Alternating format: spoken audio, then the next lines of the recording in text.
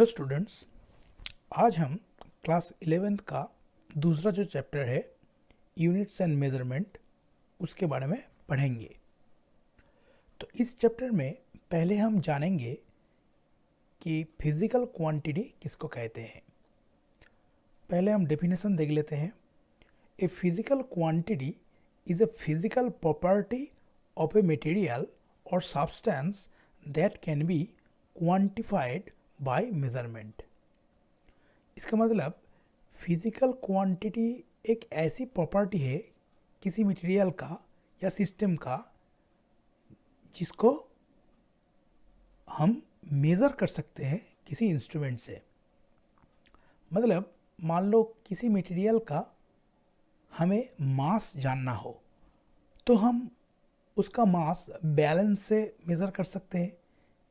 कि हम कहते हैं कि एक मटेरियल का मास मान लो 5 kg है। इसका मतलब वो जो मास वो एक प्रॉपर्टी है जिसको हम एक इंस्ट्रूमेंट से मेज़र कर सकते हैं। इस तरीके से हम किसी मटेरियल का लेंथ या वॉल्यूम ये भी मेज़र कर सकते हैं। तो किसी भी मटेरियल या सिस्टम का जो प्रॉपर्टी को हम मेज़र कर सकते हैं किसी इंस्ट्रूमेंट से उसी को हम फिजिकल क्वांटिटी कहेंगे। ठीक है। और नॉन फिजिकल क्वांटिटी कौन सा होगा जिसको हम मेज़र नहीं कर पाएंगे। मतलब कि मान लो हमारे जो इमोशंस है, जो फीलिंग्स है, उसको हम किसी भी इंस्ट्रूमेंट से मेज़र नहीं कर सकते, इसलिए वो सभी चीज़ नॉन फिजिकल है। ठीक है। और हम फिजिक्स में सिर्फ फिजिकल चीज़ों के बारे में ही पढ़ेंगे जिसको हम मेज़र कर सकते हैं, देख सकते हैं, ऑब्जर्वेशन कर सकते हैं, एक्सपेरिमेंट कर सकते हैं। तो इन सब चीज़ों को ही हम फिज़िक्स में पढ़ेंगे। तो यही है फिज़िकल क्वांटिटी।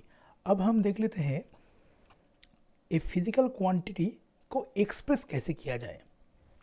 तो देखो इस लाइन पे, a physical quantity can be expressed as a value which is the algebraical multiplication of a numerical value and a unit। इसका मतलब फिजिकल क्वांटिटी जो है उसका एक न्यूमेरिकल वैल्यू होगा और एक यूनिट होगा। मान ले जब हमने कहा, मान लेते हैं कि एक ब्रिक का जो वेट है वो मान लेते हैं 5 kg है। तो हम कैसे एक्सप्रेस कर रहे हैं ये जो मास 5 एक मटेरियल का जो मास 5 kg हमने कहा, तो ये मास को हम कैसे एक्सप्रेस कर रहे हैं। एक न्यूमेरिकल वैल्यू है जो कि है 5 और उसका एक यूनिट है जो है kg। तो ऐसे हम एक फिजिकल क्वांटिटी को एक्सप्रेस करते हैं। हम और भी एग्जांपल ले सकते हैं, जैसे कि मान लो हमने कहा 2 लीटर वाटर बोतल। तो जो वाटर बोतल है उसका वॉल्यूम कितना है, हमने कहा 2 लीटर। तो यहाँ पर यूनिट है लीटर में और जो न्यूमेरिकल जो वैल्यू है वो है 2। तो ऐसे ही हम फिजिकल क्वांटिटी को एक्सप्रेस करते हैं। ठीक है। जिसका एक न्यूमेरिकल वैल्यू होगा और एक यूनिट होगा। अब तुम जानना चाहोगे कि ये यूनिट क्या चीज़ है, इसको हम कैसे डिफाइन कर सकते हैं, ये देख लेते हैं। तो देखो ए यूनिट डेफिनेशन पहले देख लेते हैं। Measurement of any physical quantity involves comparison with a certain basis arbitrarily chosen internationally accepted reference standard called unit. मतलब यूनिट हम हर किसी को यूनिट नहीं कर सकते। यूनिट हम किस चीज़ को कहेंगे कि यूनिवर्सली एक्सेप्टेड कुछ ऐसे चीज़ें हैं, ऐसे हमने कुछ वैल्यू फिक्स्ड किया है जिसको हम किसी प्रॉपर्टी का, फिजिकल क्वांटिटी का यूनिट मान सकते हैं। जैसे कि हमने कहा कि 1 kg, ये जो kg यूनिट हम यूज़ करते हैं ये यूनिवर्सली फिक्स्ड है। मतलब यहाँ इंडिया में जो 1 kg मतलब जितना होता है, हम अमेरिका, यूरोप जहाँ पर भी जाए इस धरती में, वहाँ पर 1 kg का जो मान है वो एक ही होगा। मतलब 1 kg मास मतलब जितना होता है, ये इस दुनिया में हर जगह पर भी 1 kg इतना ही हो रहेगा। ठीक है, तो इस तरीके से हम एक सर्टेन वैल्यू को, किसी भी फिजिकल क्वांटिटी का एक सर्टेन वैल्यू को एक यूनिट मान लेते हैं, और उस हिसाब से उसका कितना गुना हुआ किसी मटेरियल का मास, मान लो कि 1 kg, जो हम 1 kg का वैल्यू जितना आता है वो एक फिक्स्ड वैल्यू है, और उसके कंपैरिजन में हम दूसरे किसी मटेरियल का मास जो है मेज़र करेंगे। जैसे कि 5 kg हम बोल रहे हैं, इसका मतलब क्या है, 1 kg जितना होता है उससे वो मटेरियल 5 गुना भारी है। अगर किसी चीज़ का मास मान लो 10 kg हुआ, तो उसका मतलब 1 kg का वैल्यू से वो 10 गुना है। अब ये हम दूसरे किसी फिजिकल क्वांटिटी के बारे में भी कह सकते हैं। जैसे कि मान लो 1 लीटर जितना होता है, हमने कहा कि 2 लीटर का वाटर बॉटल, इसका मतलब 1 लीटर वॉल्यूम जितना होता है उससे 2 गुना है वो जो पानी है उसका वॉल्यूम। तो इस तरीके से हम यूनिट को डिफाइन करते हैं जो इंटरनेशनली जिसका एक्सेप्टेंस हो। हम ऐसा नहीं कर सकते कि अपने ही एक यूनिट बना लिया। जैसे कि मान लो हम 2 kg को एक और नाम दे दिए कि हम इसको ये नाम से बुलाएंगे और ये मास का यूनिट है, ऐसा नहीं होगा। ठीक है, उसका यूनिवर्सली एक्सेप्टेंस चाहिए। तो यूनिट के बारे में हम समझे।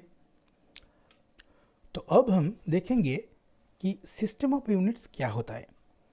अब देखो, पहले आज से मान लो 400 साल पहले जब थ्योरीज डेवलप होने शुरू हुआ, मॉडर्न जो साइंस है वो धीरे धीरे डेवलप होना शुरू हुआ, तब हर देश का जो यूनिट्स होता था वो सेम नहीं होता था।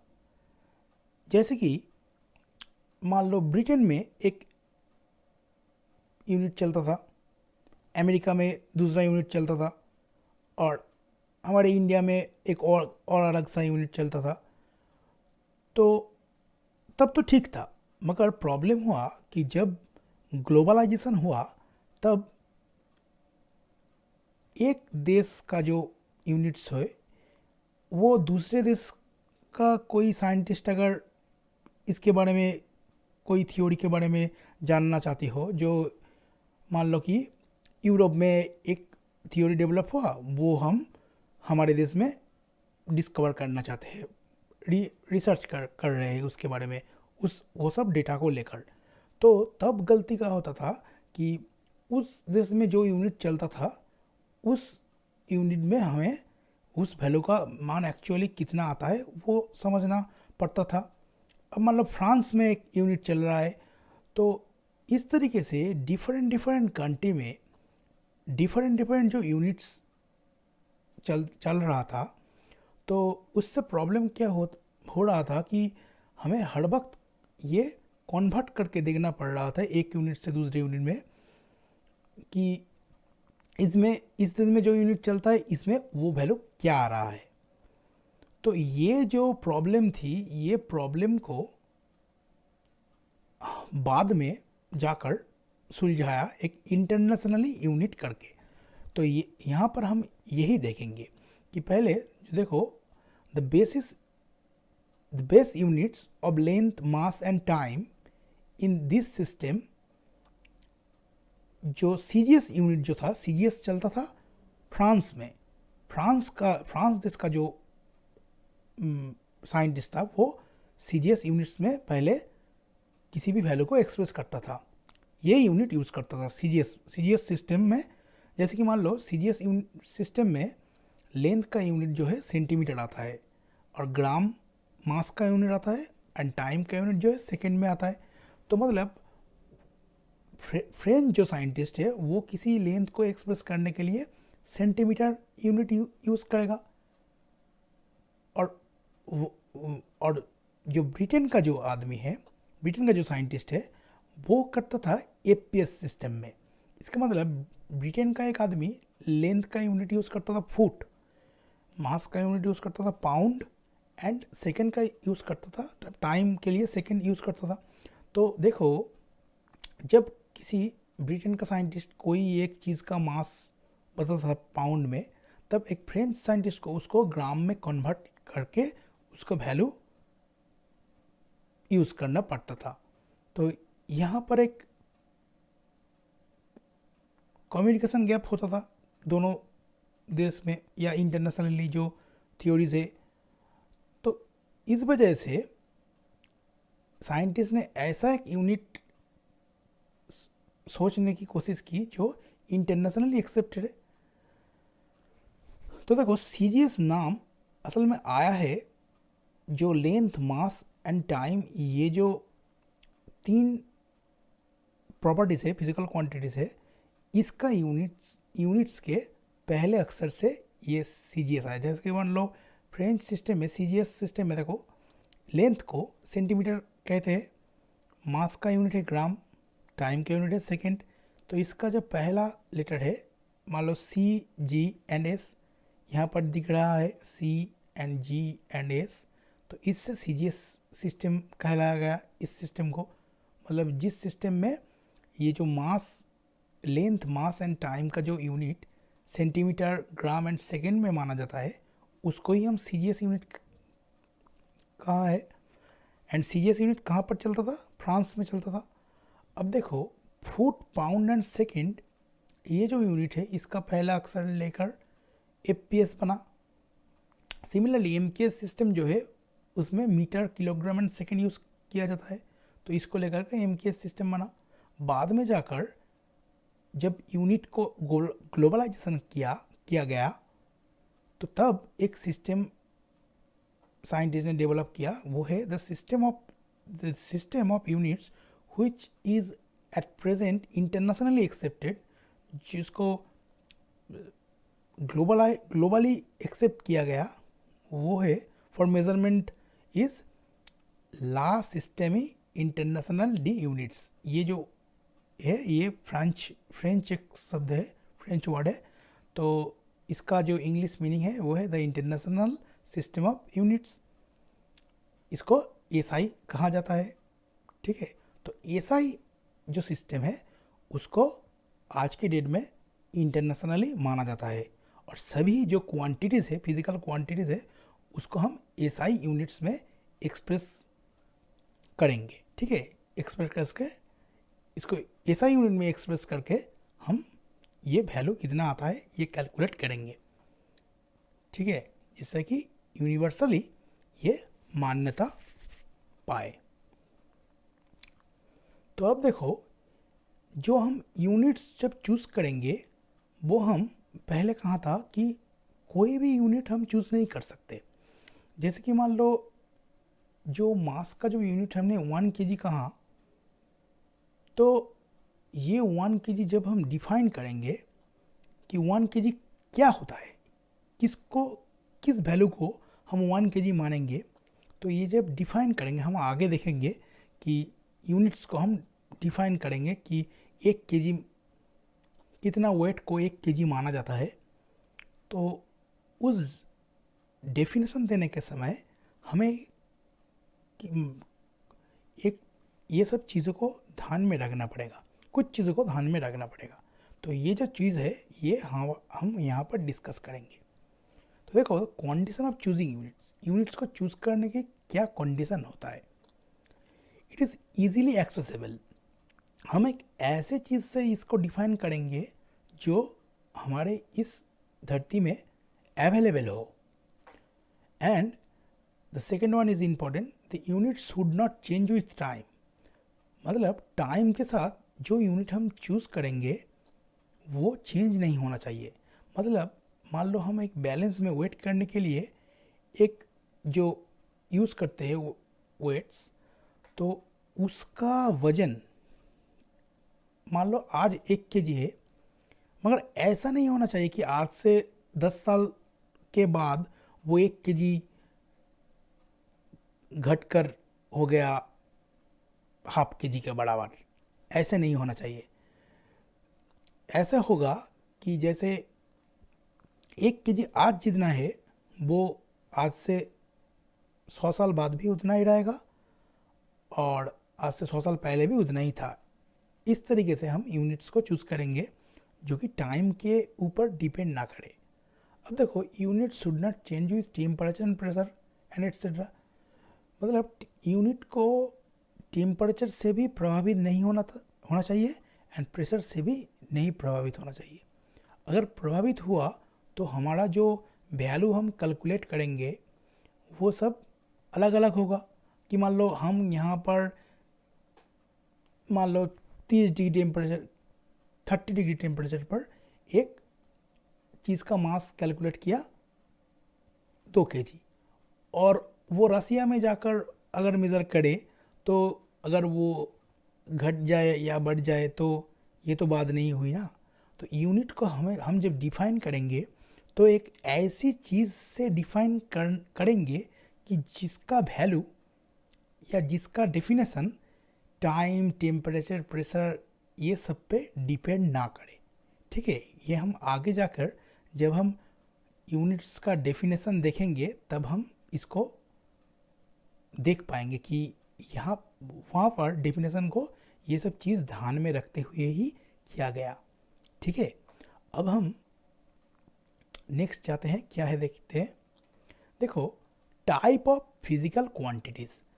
हम जो फिजिकल क्वांटिटीज़ यहाँ पर पढ़ रहे हैं इसको बेसिकली 3 पार्ट में डिवाइड किया जाता है। ये 3 टाइप्स होता है। तो ये टाइप्स क्या क्या है? पहले देखो, फंडामेंटल और बेस फिजिकल क्वांटिटी। दूसरा है डिराइव फिजिकल क्वांटिटी एंड तीसरा है सप्लीमेंट्री फिजिकल क्वांटिटी। अब हम इसको एक एक करके जानेंगे। तो फंडामेंटल और बेस फिजिकल क्वांटिटी क्या है ये देख लेते हैं। देखो, the physical quantity which do not depend on any other physical quantity for their measurement। मतलब जो फिजिकल क्वांटिटी मेज़र करने के लिए हमें दूसरे किसी क्वांटिटी पे डिपेंड नहीं करना पड़ता, उसको ही हम कहेंगे physical quantities, fundamental physical quantities. ठीक है, मतलब एग्जाम्पल से समझते हैं। जैसे कि मान लो नीचे दिया हुआ है मास। हम किसी चीज़ का मास मेज़र करने के लिए क्या करते हैं? सिर्फ मास का ही मेज़रमेंट करते हैं क्या? मास का मेज़रमेंट करने के लिए लेंथ का मेज़रमेंट करना पड़ता है? नहीं करना पड़ता, क्योंकि मास एक इंडिविजुअल इंडिपेंडेंट है इन सब से। तो इस तरीके के जो यूनिट्स है उसको हम फंडामेंटल फिजिकल क्वांटिटी कहेंगे। अब दूसरा एक एग्जांपल देखते हैं, जैसे कि लेंथ एंड टाइम। ये सब चीज़ भी हम मेज़र करने के लिए दूसरे किसी फिजिकल क्वांटिटी पे डिपेंड नहीं करते। जैसे कि टाइम तो हम क्लॉक में देखते हैं कि कितना बजे है, इसके लिए हम लेंथ को मेज़रमेंट नहीं करना पड़ता। तो इस तरीके की चीज़ को हम कहेंगे फंडामेंटल और बेस फिजिकल क्वांटिटी। अब इसका एग्जांपल हम देख लेते हैं और क्या क्या है। देखो, हमारे ये यूनिवर्स में जो 7 फिजिकल फंडामेंटल फिजिकल क्वांटिटी है, ठीक है, वो क्या क्या है हम यहाँ पर देख लेते हैं। देखो, एक है लेंथ जिसका यूनिट एसआई में है मीटर और जिसका सिंबल है एम। दूसरा है मास जिसका यूनिट एसआई में किलोग्राम है और उसको केजी से रिप्रेजेंट किया जाता है। तीसरा देखो टाइम, इसको यूनिट सेकंड में है जो एस से डिफाइन करता है। चौथा है इलेक्ट्रिक करंट, उसका यूनिट है एम्पियर, वो कैपिटल ए से डिफाइन किया जाता है। अब फिफ्थ नंबर पे आता है थर्मोडायनामिक टेम्परेचर जिसका यूनिट है केल्विन, के से डिफाइन किया जाता है। और सिक्स्थ है अमाउंट ऑफ सब्सटेंस, इसका यूनिट है मोल। मोल ऐसे डिफाइन किया जाता है। और सातवां जो है वो है ल्यूमिनस इंटेंसिटी, जिसका यूनिट है कैंडेला। तो ये जो सात हम देख रहे हैं, ये सात ही फंडामेंटल फिजिकल क्वांटिटी हमारे यूनिवर्स में दिखा जाता है। अब देखो, इस फंडामेंटल जो क्वांटिटीज़ है, इसका जो यूनिट हम देखते हैं, इस यूनिट्स को हम कहते हैं फंडामेंटल यूनिट्स। अब ये फंडामेंटल यूनिट्स को यहाँ पर देखो, इसको डिफाइंड किया गया है।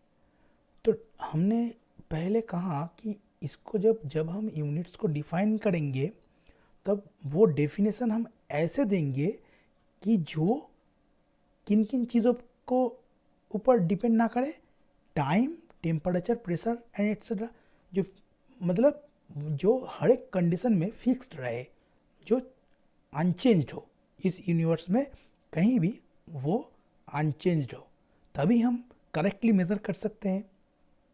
ठीक है, तो इसके बारे में एक इंटरेस्टिंग सा फैक्ट जान लो।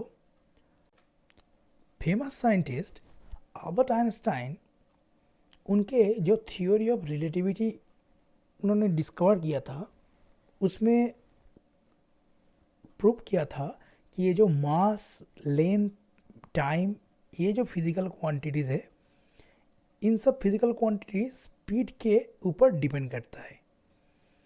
अब बोलोगे कैसे?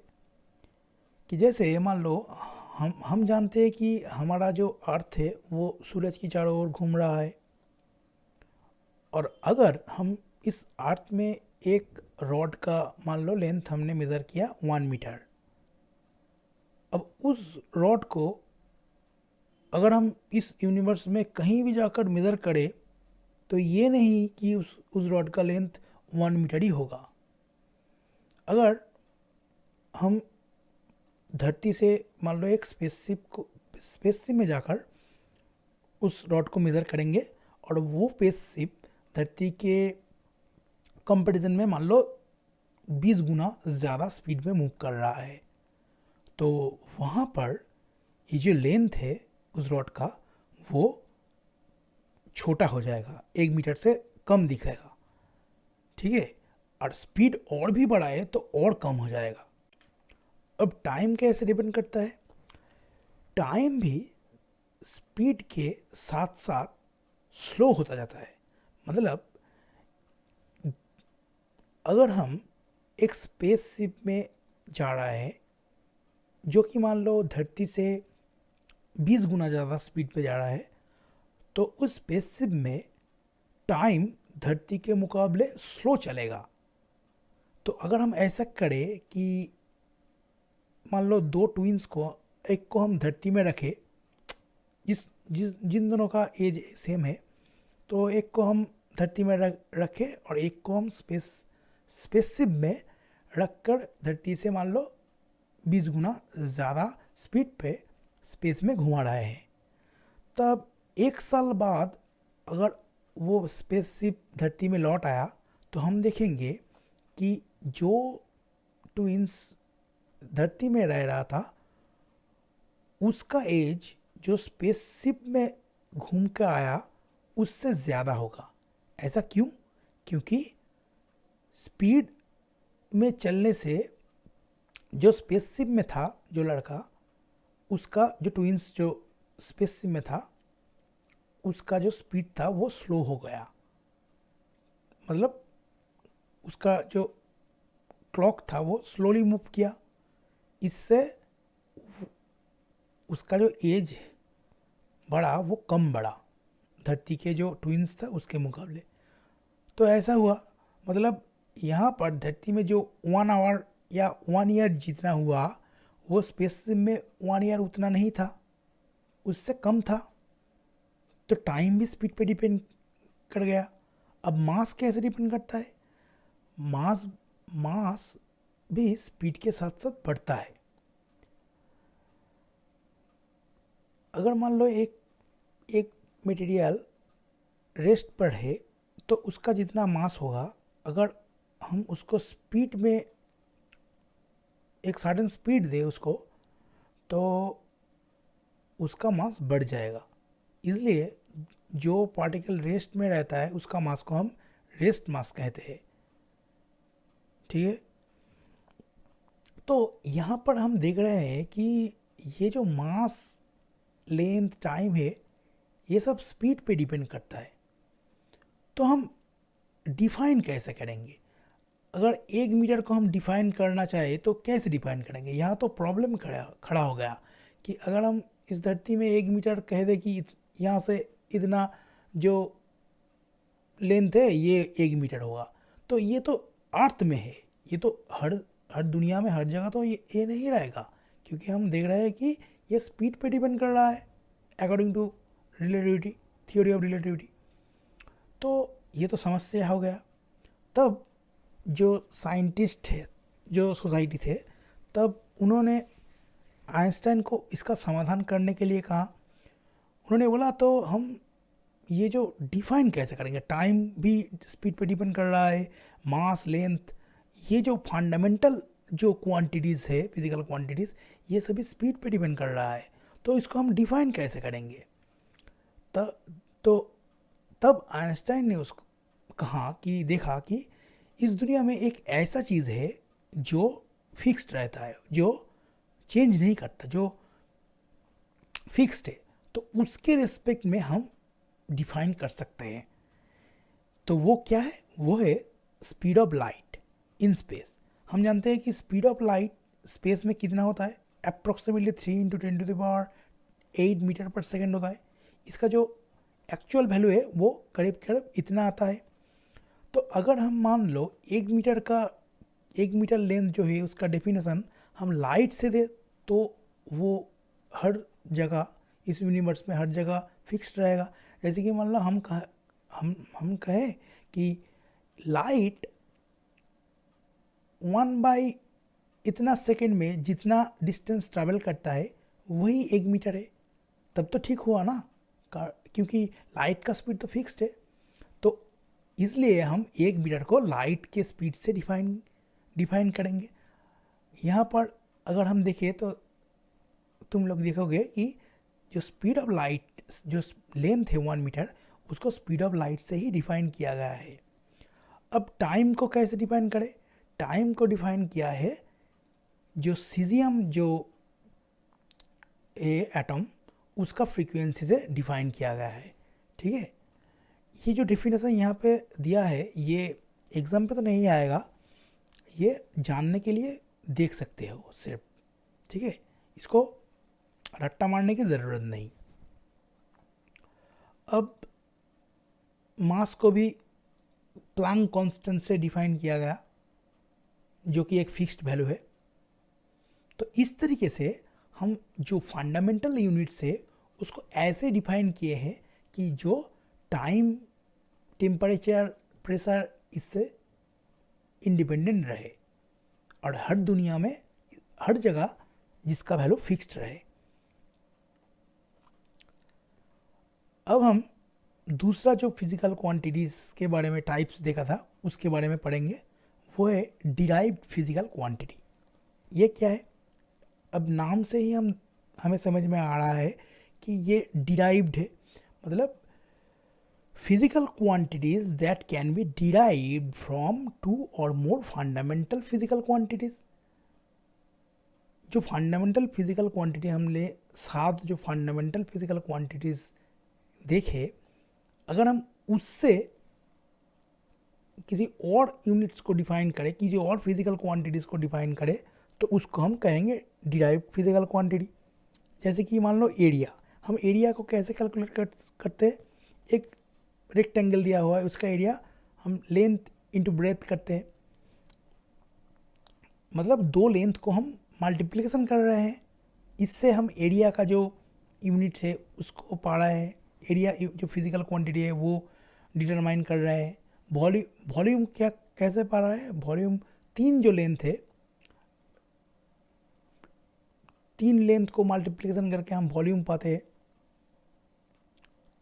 स्पीड क्या है? स्पीड यूनिट टाइम में जितना डिस्प्लेसमेंट होता है वो उसको ही स्पीड कहते हैं। एक पार्टिकल का यूनिट टाइम में जितना डिस्प्लेसमेंट होता है, मतलब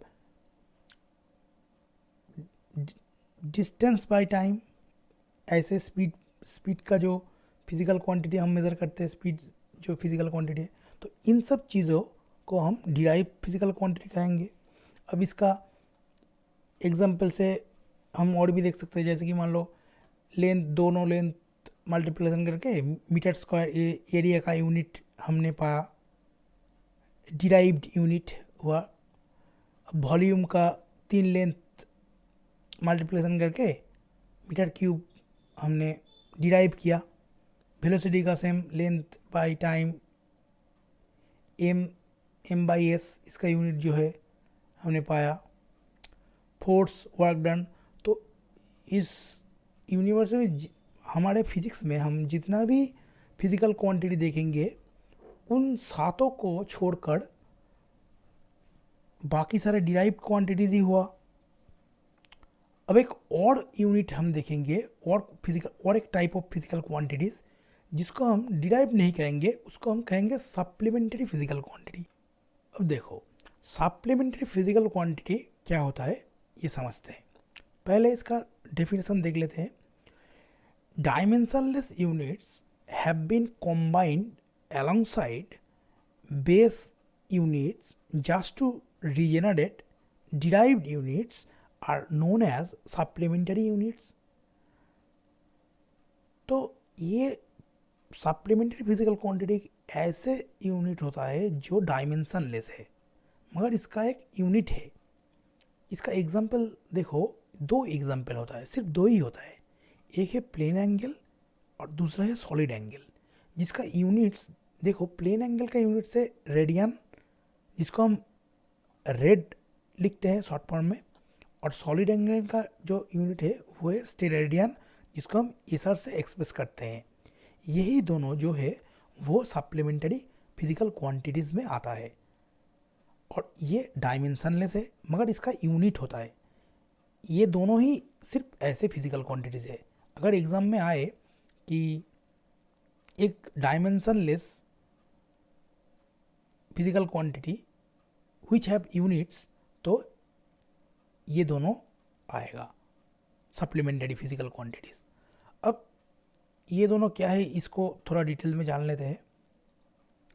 देखो एंगल जो होता है, जिसका मतलब प्लेन एंगल, हम जियोमेट्री में जितना भी एंगल अभी तक देखे थे 10th क्लास तक, वो सभी प्लेन एंगल ही कहलाता है। तो उसका डेफिनेशन हम कैसे देंगे? डेफिनेशन देखो, ratio of subtended arc length on the circle of radius. मतलब ये जो आर्क है एक सर्कल का, ये इसका रेडियस से जितना एंगल क्रिएट करता है सेंटर में, उस एंगल को हम प्लेन एंगल कहेंगे। और उसका मैथमेटिकल एक्सप्रेशन जो है वो है theta equal to L by are.